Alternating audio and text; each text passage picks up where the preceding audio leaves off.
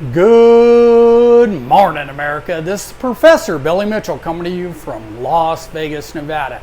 Today we're here in my trailer. If you watched the previous video about tire temps, we talked about the issue we had last time with the modified that we ran out here at the bull ring, and that we were loading the right front tire based off of the bump spring package that we had in the car, and the car did not like it. So now I'm going to tell you how we fix it, okay? So this is how we fix it. The first thing you need to do, our learning objective for this video, is how to measure your dynamic height. We're going to talk about that first. So how do you set up or find out your dynamic height? We know that dynamic means full motion, right? So what I typically do is take the springs and the shocks out of the car. I put the front cross member with a 1-inch block underneath it, and then at that point I go through and set my camber, caster, line everything in the geometry completely up in the car. I'll square everything up, get my toe, get my Ackerman, get everything done. Maybe we'll do a later video on how to do that. But for today, you need to assume that you've already set all that up at 1 inch, because we're all about consistency.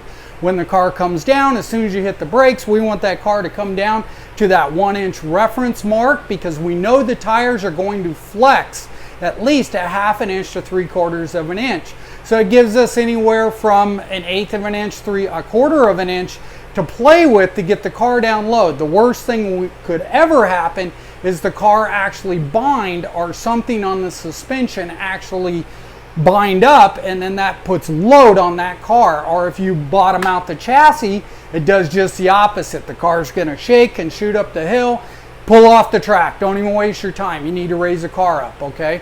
The other thing you need to know about bump stops, typically the stiffer you go on the bump stops, the more load or more the sidewall of the tire is going to have to do initially, like when you load it immediately. A lot of times they'll do this on tracks that are very smooth and that you have a very good tire. We don't have that. Our track has some bumps in it, like most tracks. It's got a little character, right? And then you also got a pretty crummy tire with a 970 Hoosier, where they're making them cheap. They're throwing them out as fast as they can. They just can't take the load numbers, okay? This is where the Cup teams would go and tire test with Goodyear. They have all these numbers. They know how much the actual sidewall can take. They know everything. They even put Kevlar in the sidewalls. It's a radial tire. It's a better tire, but they're more expensive, okay? So how do we set this up? So once you get your car down to your dynamic height, you are going to measure from your center of your 1/2 inch bolts that hold your shocks on. You're going to go center to center. Typically I'll burn 1 inch. My brother taught me that. He's a carpenter, because all these tape measures are different. That little wiggle on here can throw you off 100 pounds depending on the rate that you're using in your car. So I typically will burn 1 inch center to center. I even take it a step further. I make these little strut rods, one for the right, one for the left, where I weld little nuts on there, and then I got 1/2 inch heims. So I'll install these on the car with the bolts and get them center to center, then I lock them down. Then I'll use them into the machine. So now we're going to move into this machine right here. This is what we call a smasher or a load machine. What it does is measures via this hydraulic jack. You can get one that's air or manual. This one does both. Some of them are super fancy. You just install the shock and hit go. It maps it out, gives you a curve on a computer, blah, blah, blah, blah, blah.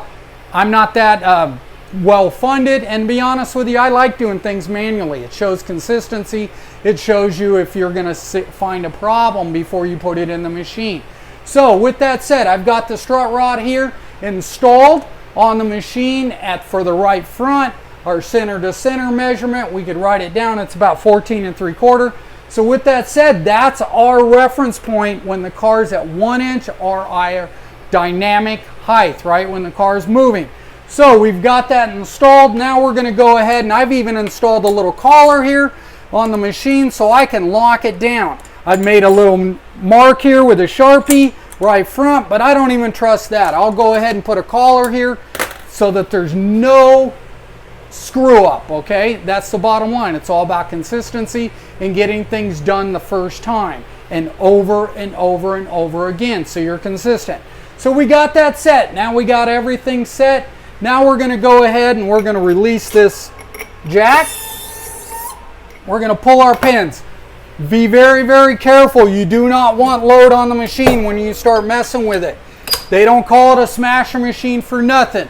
Everybody's been bit. Look at my finger. It's not straight anymore. All it takes happens like that. I highly suggest you do not operate this machine when you are tired in the middle of the night or if you're in a hurry, right? That's like all the time. So be careful. Do a one-handed operation. Do not use two hands. At least one hand's easier to keep track of than two. Typically, there's a reason why your left hand gets screwed up, because you forget where it's at. Okay, so let's go ahead and let's undo this. Next step, we're going to lower it down. We're going to install the shock package. Okay, before we do that, we are going to talk about the different types of bumps you can use. We first started this is what we call a Christmas tree bump. Penske made these. You can see there's different tiers. Guys start cutting them in half. When they start cutting them in half, you can buy these in different rates. What that means is it's going to take how many pounds to compress this thing? An inch. Okay? Typically with these type of things, you do not want to go compress them more than half of whatever their free height or static height is. They will break down, they will not last, and you will just load the crap out of that wheel. So what did guys start doing? They started stacking them. Okay, you got different colors or different rates. We put washers in between. What happens is this creates what's called a linear progressive bump stop. In other words, when you first start hitting it, the rate of it might be 100 pounds. By the time you get to full dynamic height, the rate of it might change to over 300 pounds, okay? You can do it. It's very hard to track. I can tell you the downside of these is they wear out. They're acceptable not only to heat, but the more you use them and flex them, they break down. They have to be replaced. You have to put this on your maintenance list as something that has to be replaced, okay? So the next style we went to the puck style. You'll see, I think I bought these from Seneca. These are the puck style. You got different colors again, or different rates. Again, you put washers in between them. You can only compress these. You do not want to compress them more than their height. So this is like 3/4 of an inch. You don't want to go more than 3/8, okay, per. But you add them up together, you got more travel. So that's why they're stacking them. Again, it creates a more progressive curve, not necessarily what you want, but this gives you the travel that you want to get the car down and load the car nice and slow with these crappy tires, okay? So the next thing that we went to a linear progressive spring. It is not progressive at all. It's completely linear. This is, I think, a hypercoil. What happens is that you would compress this an inch or a half inch, and you should have whatever the rate is. This is a 2,500 pound spring. This is typical of what you would run on a late model with a very good tire on a flat, smooth track. I've seen guys running all the way up to 4,000, especially when you don't have a ride height rule. A lot of guys are doing their loads based off of these, and their large springs or their conventional springs, even on the coil eliminators, are just not doing very much, okay? It's just to take the initial load off the car when you hit the brakes. So you got the linear springs. They came in 2-inch. Then they started making 2 1/4, 2 1/2. This is so that we could get more travel out of them. Same rates. This is only a 1250, but as you know, it can travel further, so you can put more load on it before you get a coil bind situation. This is what we had on the car last week, but we had too much rate. My car did not like it, okay? So the next step, this is what we're going to today. This is a whole nother animal. This is the latest and greatest. It's called a flat wire spring. Company out of California makes it, called Swift. You can get them in all the same rates that you can the other ones, but you notice it's a flat wire. So what that means is you can get more travel with this thing before it actually starts to coil bind. Now, one thing you can do is you can start coil binding. You'll notice the ends start coil binding first. That creates a progressive curve, okay? So we're going to put our spring in here now with the shock on it. I'm going to show you. This is the right front that I run on my car. You can see, I'm going to get up closer. There's a lot going on here. You got your spring, you got this little red retainer in here that keeps the spring from moving around. You got washers on both sides. I made this little travel indicator right here. I welded just a 1/4 inch tab onto a washer on both sides with the bolt.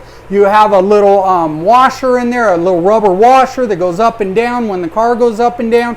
You are going to reset this every time before you go out. Then when you come in, you're going to see where it's at. I'm going to show you what I do to make it super simple for your crew so that we can write this stuff down and dial your car in. So let's go ahead and put it in the machine.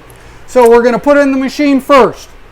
It's kind of heavy, so it's going to take some weight to actually do it. So the first thing you want to do is put it in your machine. You're going to look up here at your load cell. You're going to zero it out. Okay, zeroing it out. It's a 0 with all the weight. So you've taken that out of the package, okay, out of the scenario. Zero it out, getting the same routine every time. So here we go. We're going to jack this up. We're going to pull the pin. We're going to put the pin in there. Okay, again, watch your fingers, okay? It does not take much to catch your finger. There's more kinetic energy there than you would believe. Okay, so we got it in. We're not hitting anything. Everything's free. So now we're going to jack this up so that it hits our collar that we just set, right? Our reference point. We're going to raise it. You can see the spring compressing. Everything looks good.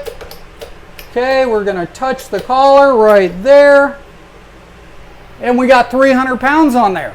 Okay, now we know that based off our notes, when we went through, we were using the other style bumps.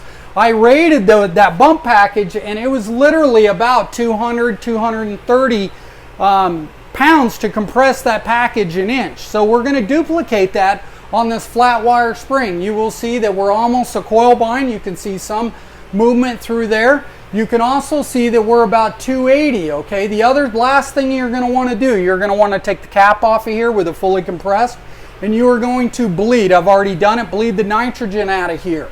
The last thing you are going to do before you put it on the car is you are going to compress, or you are going to use this little tool right here, okay?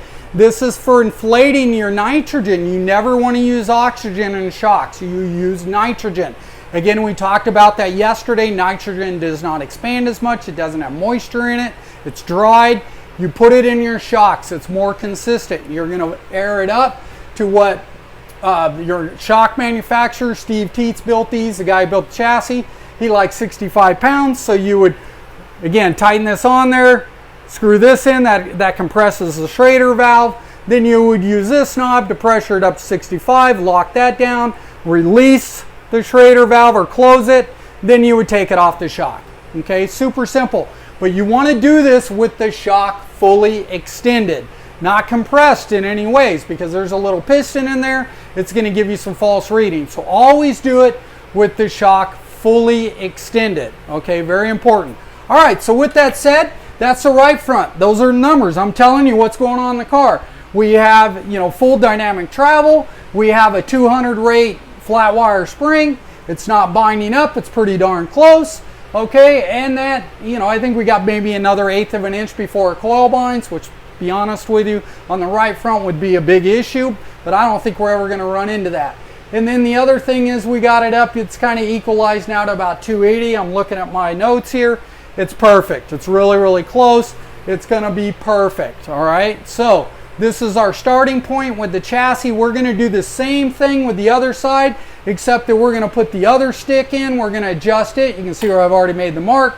We're going to put that in. The rate of that spring is going to be a little bit harder. It's a 300 rate instead of a 200. But we're going to set the load numbers pretty darn close to being the same. The last thing that you want to know, or you want to put in your notes, you're going to want to back this off. And you're going to get what's called the touch number.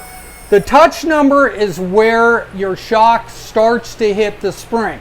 You need to write that down. That affects your clocking. Like we had an issue last week. We knew we were right front dependent, which means it's going to touch the right front first. But because it was so stiff, it never even went into the left front bump. So it just loaded the crap out of the right front. So with that said, now we're just going to come up here. And if everything's right, you should be able to get a touch number. Okay, so now we're going to get it to where it's just touching the bumps here. Now we're going to measure this, burn however much, and you got about 1 3/8 inches. So if you multiply 1 3/8 inches to 200 rate spring, you should be pretty darn close to 300, and I think it's right on the money. So that's also a quick way how you can check your springs, make sure your springs aren't wore out.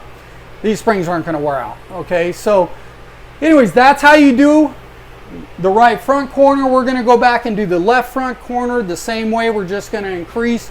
The other thing we did is we went ahead and put a piece of tape on here at full travel so that I can go through and paint this. What will happen is when that O-ring comes down, I want the guys to tell me how far above this line we are, because our ideal situation is to get that left front average a little bit higher and get both of them right at the mark so that the car's nice and level. You're going to also use your sway bar to help keep the car nice and level and give you some bite off. So with that said, I hope everybody has a great Sunday. It's beautiful here in Vegas. I've been defrosting some steaks. I got some friends coming over. We're going to hang out by the pool. And I hope God bless America, and I hope everybody to see you at the races.